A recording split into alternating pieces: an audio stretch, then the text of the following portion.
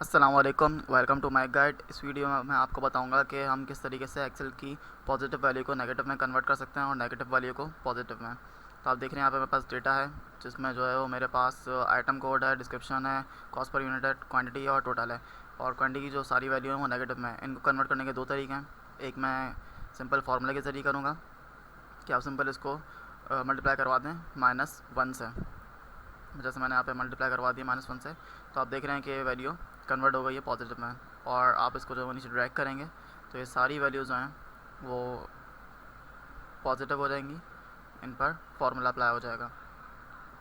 तो एक तरीका ये है कि आप फार्मूला के ज़रिए करें, दूसरा ये है कि आप सिंपल सेल में -1 लिखें और उसको कॉपी करें और पेस्ट स्पेशल के ज़रिए जो है वो इसको पेस्ट करवा दें, मल्टीप्लाई करवा दें -1 से, जो मैंने कॉपी कर लिया है। तो आप देख रहे हैं कि -1 जो है वो जब इन सब से मल्टीप्लाई होगा तो प्लस कर देगा।